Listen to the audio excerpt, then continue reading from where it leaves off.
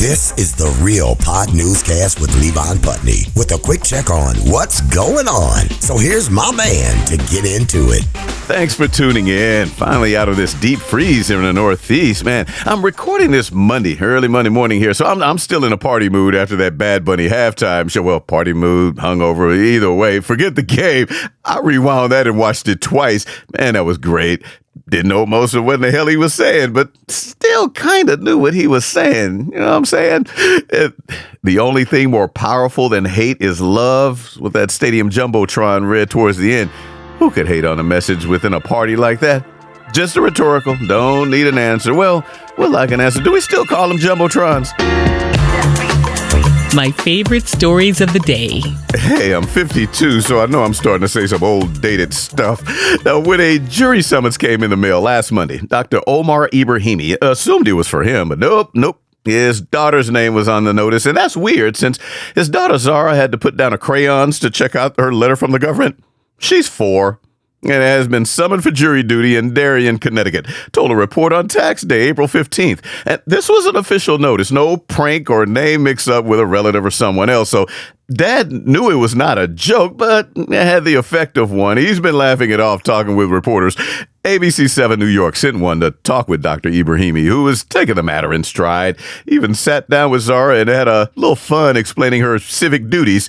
Said she was like, "What's that?" And he said he told her, "It's like where you listen and decide if someone is guilty or not guilty." And she goes, "But I'm just a baby." She's 4, so that would be wrong if she said that to a judge. If she actually had to go to court to show them how silly this mix-up is. Folks in Connecticut's judicial branch said they get jury pool info from several different departments, including State Revenue Services, the only one submitting names without birthdays. So that's how they think the mix-up happened.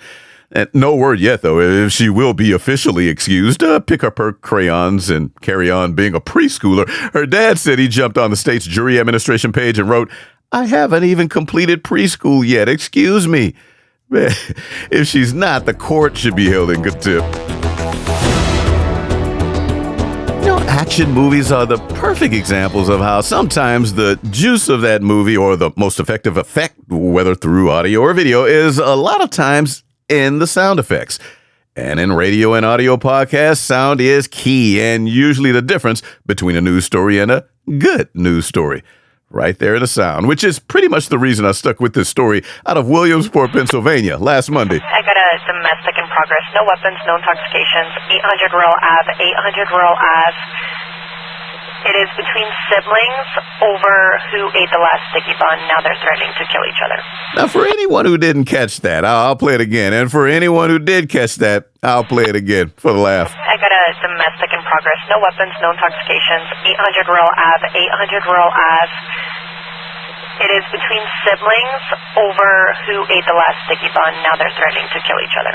The Smoking Gun news site got a hold of this 911 audio from the Williamsport Bureau of Police, but then reported the Bureau refused their public records request for the police report. So no details on whether the cop or cops who responded arrested anyone or took saliva samples to run a test on which had sticky buns still in their mouth spit.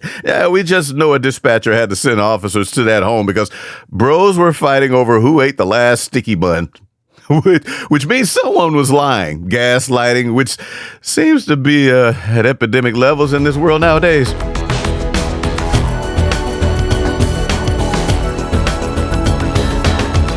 Now, 2 things about this next story. One, researchers have studied the supposed phenomenon to see why criminals always return to the scene of the crime. And one thing they found is criminals do not always go back to the scene. Some do, some don't.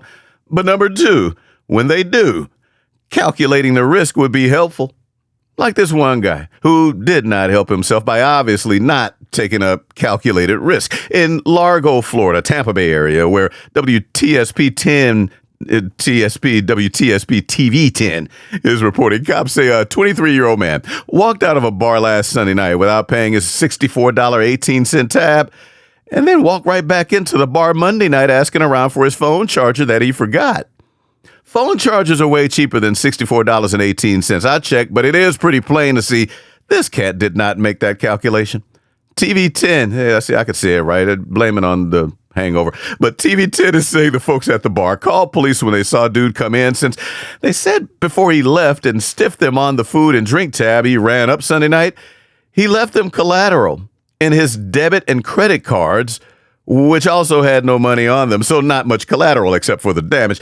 Cops showed up and arrested the 23-year-old for doing a 23-year-old thing, charged and booked into jail, and dude couldn't pay a $64.05 tab, so TV10 is saying he was still in jail when they ran the story last Thursday. Did not seem surprising that he couldn't make bail. Back in a moment, but before we break, a word about the Jams podcast.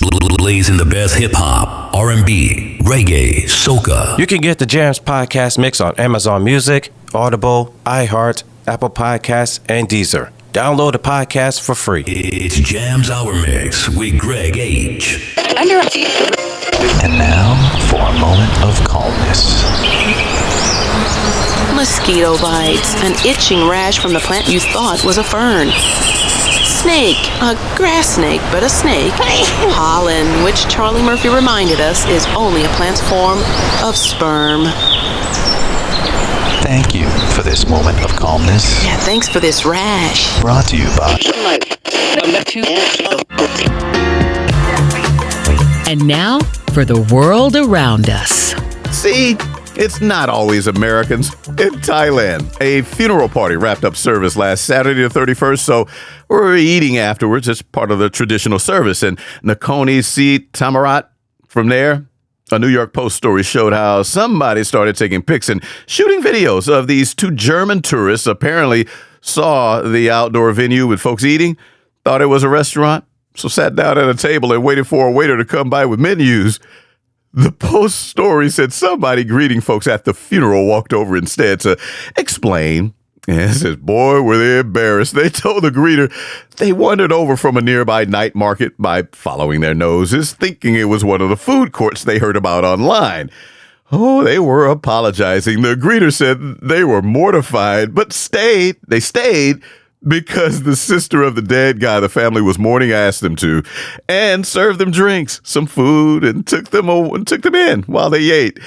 The Post story said the two Germans finished eating and thanked the family before leaving. They left with a story to tell back in Germany until they die. But when they do, their families should remember and pay it forward. And I kept reading the New York Post to find this other travel story from an AirAsia flight headed to Thailand from Vietnam the Thursday before last, the 29th. Now, folks on the flight explained later they started whipping out their phones to start recording video about 15 minutes before landing in Bangkok because some guy speaking some language they think was Russian started getting agitated and stripped down to his underwear and started walking up and down the aisle saying something, probably in Russian, which makes it worth the question, though. Drunk or high? I mean, people do like popping edibles or pills that kick in later to comical degrees on flights, but somebody on the plane, though, later said they could smell the alcohol on him from 2 rows away and could not quite understand whatever language he was using, probably Russian, but said it was clear he wanted off that plane. Now, since they were so close to landing, the flight attendants tried to get him to sit down, but no. They say as soon as the wheels touched down, old dude stumbled his drunk butt to the front as soon as they opened the door, and he barged through onto the passenger stairs that were just wheeled up to the door and tumbled down the stairs. Yeah, the Post is saying witnesses say he apparently hurt one of his legs in the tumble, but still dropped down and crawled under a vehicle to get away from all the airport workers that had started surrounding him. That part was on video. The Post quoted Viral Press, who reported workers eventually got the drunk dude from under the truck, and police later arrested and charged him with several counts to give him a souvenir to go with that hangover and busted leg. Australia's ABC News is reporting Queensland police chased down and pulled over a 17-year-old just after midnight the Friday before last on a highway called the Sunshine Motorway in Brisbane. It was after midnight, so maybe the 17-year-old was late for curfew. Don't know. Cops didn't say. But the ABC report did say the kid was flying at 189 kilometers per hour.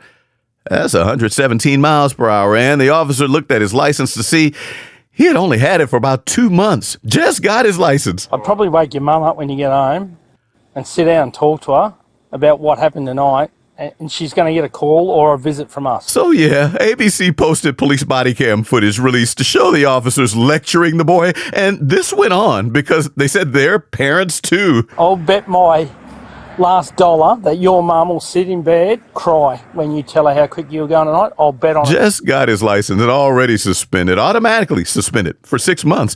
ABC also saying the 17-year-old was hit with several fines. One was $1,854 for going more than 40 kilometers over the speed limit. Another, $322 for a defective vehicle, saying his license plate fell off. And another, $267 for not displaying the plates that he said fell off. That adds up to 2,443 reasons why his parents will also be upset, unless they make him pay the fines.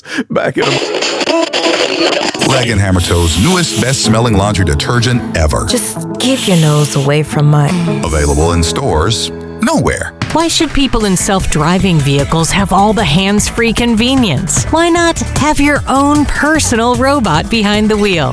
Where can I take you today? Introducing Drobot. Drobot can drive any vehicle, no matter how cheap or pricey, large or small. Buckle up. I'm a Drobot, not a lifesaver, and dead ass do not touch me or the radio. Drobots will save...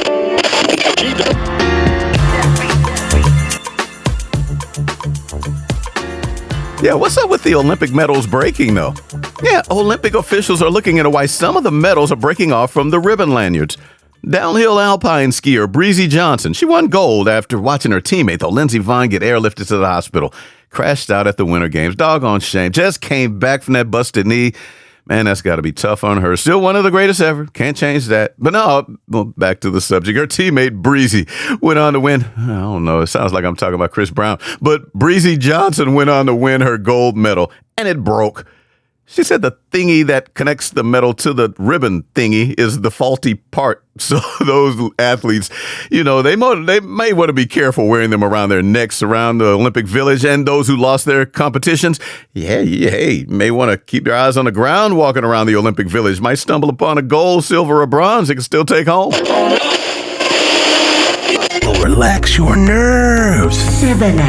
Turn those sounds out of her mouth into a soothing stream of gentle assurances and appreciation. Going uptown tonight, I'm gonna party like it's 1999. Let's go crazy, hey! And that's all she wrote. Thanks as always for listening, and been a little behind lately, but posting show clips on the socials, mainly Instagram and TikTok. I'm posting song credits on the show's Facebook page, and just hoping everybody has a great rest of the week. My hungover brain. I'm still loving that Super Bowl halftime party. I'm stuck on it. Bad Bunny put on a party. Nice. Oh, Gaga, Ricky Martin. Then you had the other Pedro Pascal, Jessica Alba's beautiful, but who was that? Cardi B was also in that store scene there underneath that store. Plus some other cameos. But man, it was just a great way to represent kind of all the bull these days with love. And I would love if you join me again on Friday. This has been the Real Pod Newscast with Levon Putney from Show Enough Productions. And for more, hit up the website, realpodnewscast.com. That's real with 2 E's. This is Big Daddy Marty Allen. Thanks for listening.